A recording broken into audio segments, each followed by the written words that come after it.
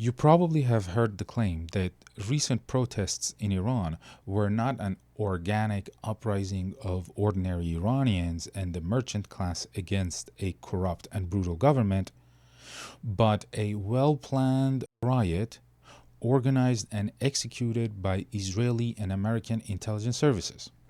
Or that millions of Iranians that came to streets did so because American Israeli intelligence services or Reza Pahlavi told them to. That narrative is untrue. Let's be very clear. The responsibility of everything you see happening and everything that has happened, from economic collapse, every single person killed, American Israeli bombings, global international sanctions, and everything in between, falls squarely at the feet of the Islamic regime and the supreme leader himself. Of course, Mossad, the CIA, Reza Pahlavi, and everyone else will take advantage of the situation for their own interests. But defending territorial integrity and keeping people safe is the first and the most important role of any government. And not only this government has miserably failed, the Islamic regime itself has become the source of insecurity, fear, and death. As we speak, there is no greater threat to an Iranian's life than the Islamic regime. Because of what it has done to its own citizens, the Islamic regime, by all accounts, is considered an illegitimate government, and it is the duty of every free Iranian, inside and outside, to do everything they can in their power to overthrow this brutal regime. Now, here are a few truths. Since its establishment in 1979, the Islamic regime has gotten progressively more violent and brutal. Starting from the immediate aftermath of its establishment and the hostage crisis, to mid-80s and massacre of thousands of political dissidents, to Khatami and the reform movement, to the Green movement and Where is my vote slogan, to Mahsa Amini and women's life freedom movement, until now.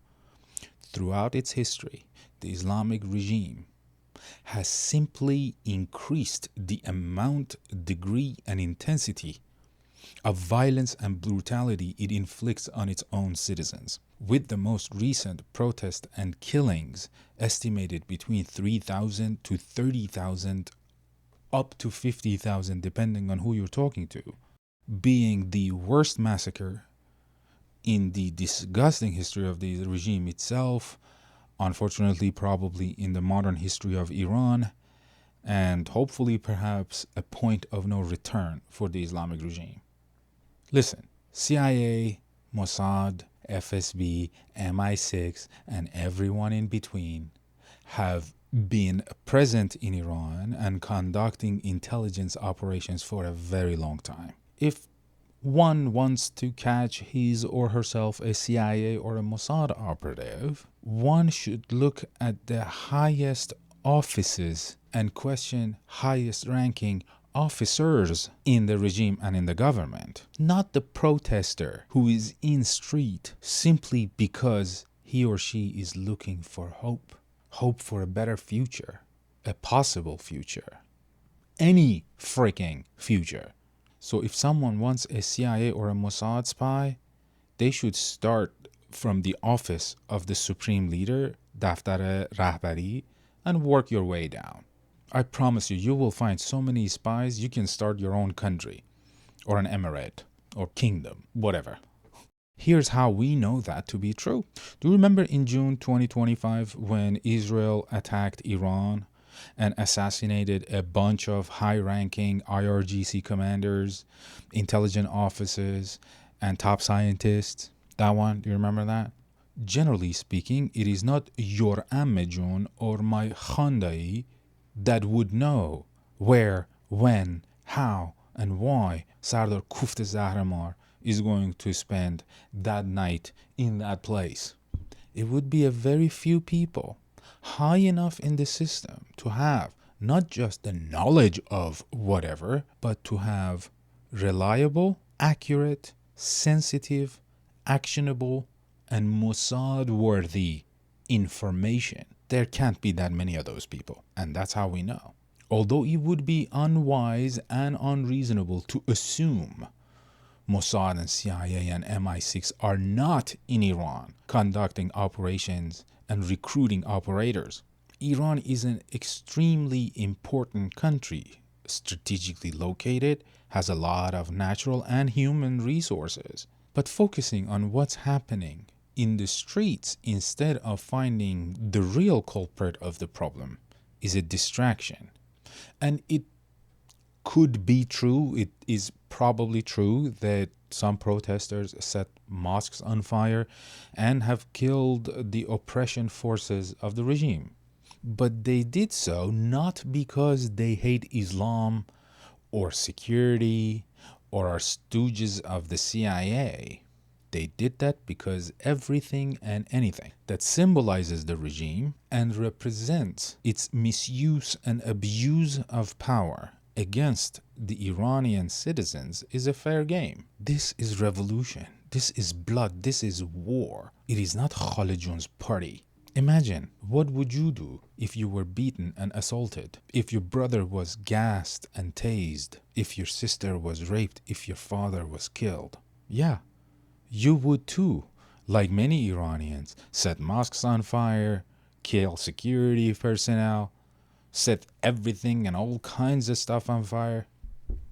In fact, given the amount of brutality and death we have observed, fighting and overthrowing a brutal government like the Islamic regime by any means necessary becomes the first duty of every free and able-bodied citizen. Remember, the Iranian population has given these murderers every possible chance they could possibly give. Every time they choose beating, batons, and bullets. Every time we asked for hope, they gave us death. We offered them everything.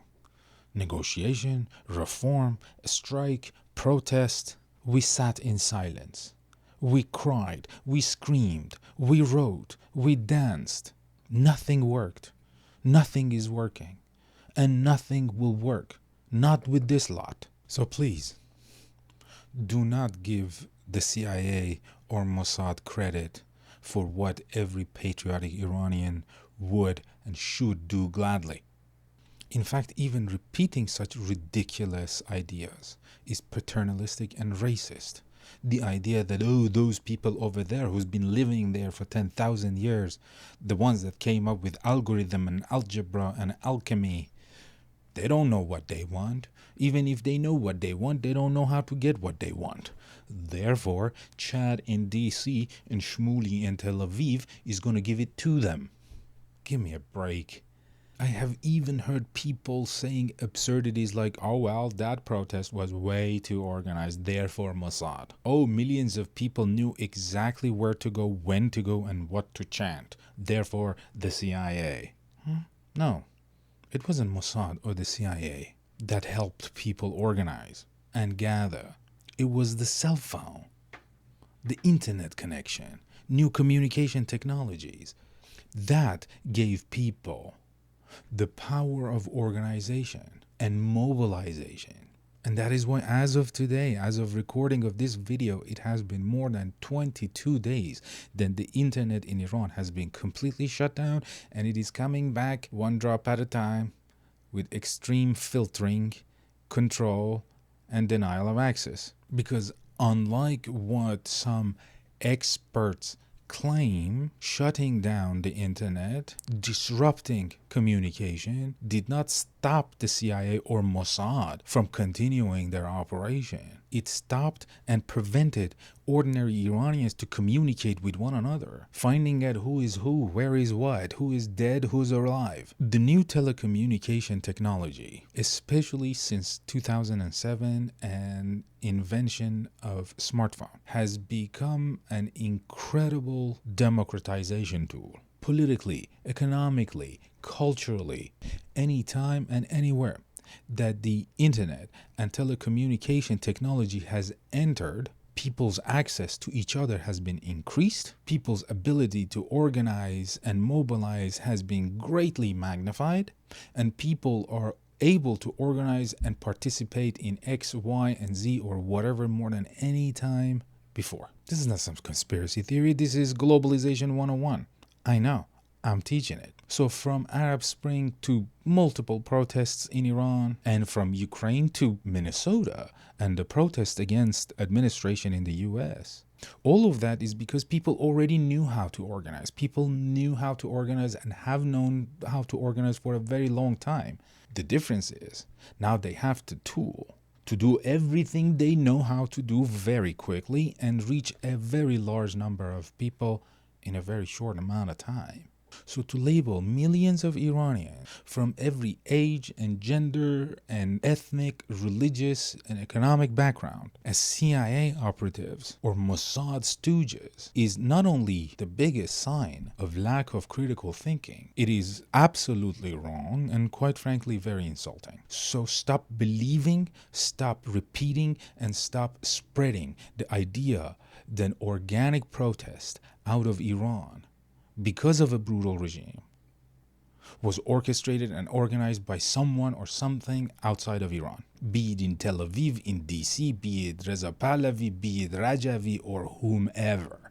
Yo, people are selling their kidneys in Iran to feed their children. Let that sink in for a second. They're selling parts of their liver to put food on the table. When your options are death by hunger or death by the government, you don't need the CIA or Mossad to do anything. The government has already done their job for them. In such system, a person would do anything and everything, not just to survive, but to also inflict as much pain as possible they can on the regime. Now, even if we entertain the absurdity, the CIA and Mossad had the ability to infiltrate the protests, install their own operatives within the protesters, and kill them from close range, as the Islamic regime claims to happen. That responsibility falls again on the Islamic regime. The Islamic regime is corrupted, it is incompetent, it is violent, and it is dangerous. And given the brutality and violence that the Iranian regime inflicted on its citizens, Islamic regime must go. Period. End of story.